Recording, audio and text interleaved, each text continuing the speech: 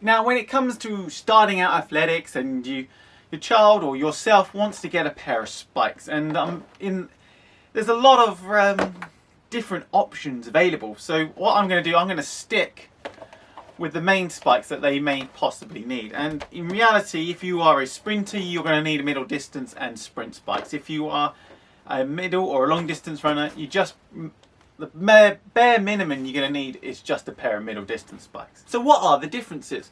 Well, with sprint spikes, they have no heel as seen here. They literally have no heel. Whereas middle distance has a heel. And generally with the spikes itself, we're not going to worry about the spike plate, how many spikes you need, that kind of thing. That's something you can worry about a little bit later on. When it comes to actually having the spikes itself, we recommend 6mm spike pins. And that's because the maximum length you can have on an athletics track in terms of track etiquette is 6mm. Any higher than that, those are cross-country spikes and they're not designed for the track. They will potentially rip the track apart, which is not what we want. And after a while, these track pins will need replacing. Now, if you are a beginner, it doesn't really matter what kind of track pins you have. I wouldn't recommend Christmas tree spikes unless you are a more advanced runner, and they're generally more for sprinters. And I wouldn't recommend the more square spike pin, the jumping spikes. When you get more advanced at jumping, you can have them. What I would recommend a beginner to have are needle spikes or pyramid spikes like these shown here. As I can see with some of these spikes here, I probably need to change them. They are probably getting a bit blunt. And that's the thing, when you're training all the time and you're utilising your spikes, they will get blunt, especially the bottom ones here where your balls of your feet land, especially if you're a sprinter. They're going to wear out a lot quicker. So you're going to need a constant supply, and they probably need to be changed every 3-4-5 months, depending on how many times you use them. And the reason why we have spike pins in these shoes is so that they can grip the track better, giving you better traction, giving you better, like if you like a car, giving you better downforce, therefore making you faster. Now the reason why a sprint spike doesn't have a heel is because you don't land with a heel when sprinting. You're landing on your balls of your feet and you're taking off. And you find that with, even if your kid's doing long jump and high jump, I would still recommend they utilise these if they are a beginner and a newbie. Because it has the heel that gives you protection on that foot. And when we train, we want protection, especially for young children. Now, for young children, or for anyone for that matter, especially young children, they generally have, where they grow, and they generally have problems with their Achilles, and that's what we found out in our athletics club when I first arrived. It's because they were warming up in their spikes, and therefore they were hurting their ankles. So you do not warm up ever in these. These are a performance shoe. Never warm up in them. You warm up in your trainers, otherwise known as your flats, and then you go to your spikes. Now when it comes to middle distance spikes, you've got basically your training spike, and then you have your racing spike, which is this is a middle distance spike because it has the heel. Although it doesn't look like it should be a middle distance spike. And what they've tried to do with the more racer type, in this ASIC example here, is that they try to make the heel as thin as possible basically. So it looks very similar in style and feel to a sprint spike. And these are used generally in racing. If you are beginner, or if you're buying for your child, don't worry over these. Stick with these here.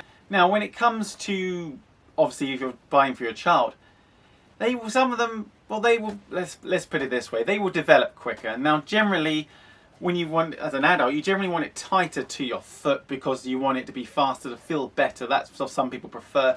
Generally I like a little bit of space between my toe, but that's me personally. When you're growing older, you don't really want them tight because within a month or 2 months, they're going to grow out of them.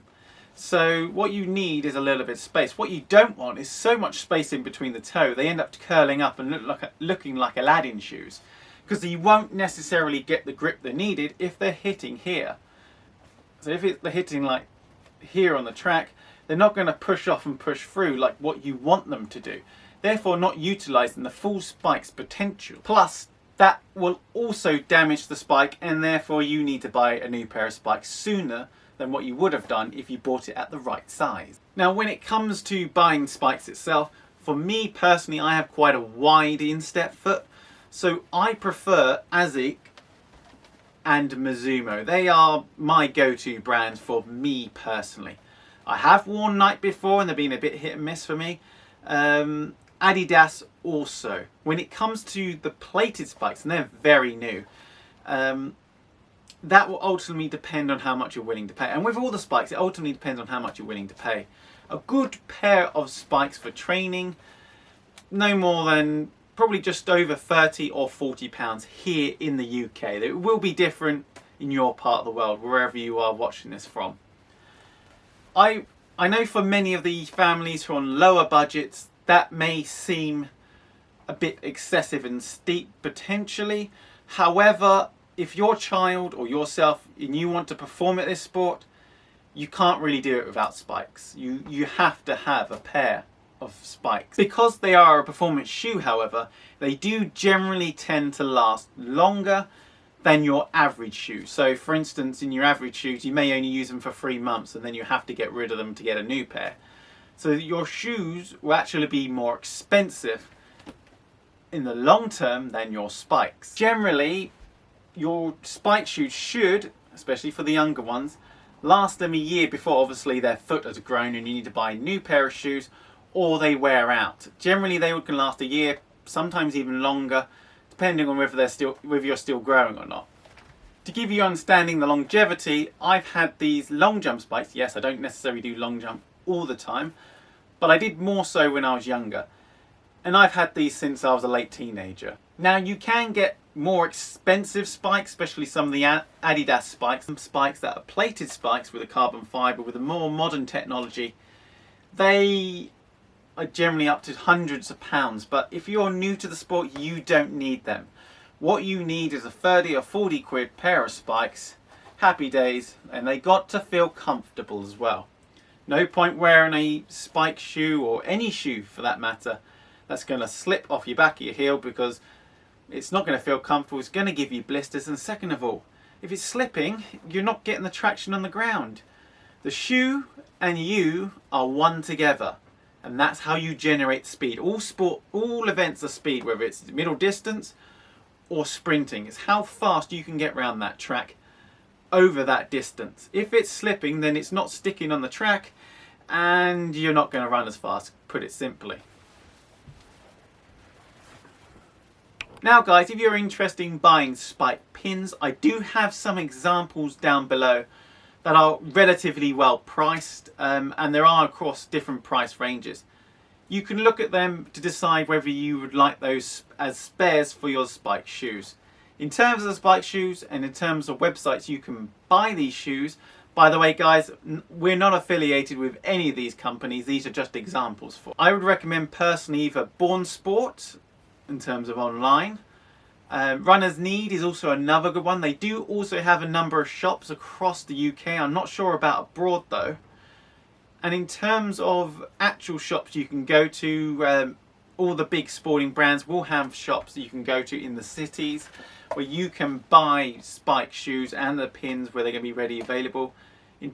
Depending on your area of the UK, Sports Direct will have a certain number of spike shoes available depending on how popular athletics is in that area. Guys, I really hoped that helped to clarify the spikes and information about spikes, what spikes to buy and what spikes may be best for you, as well as spike pins. I'm Adam McCarthy of SSA Athletics. I hope you enjoy track and field and this video, and as always, I will see you in the next one. Bye!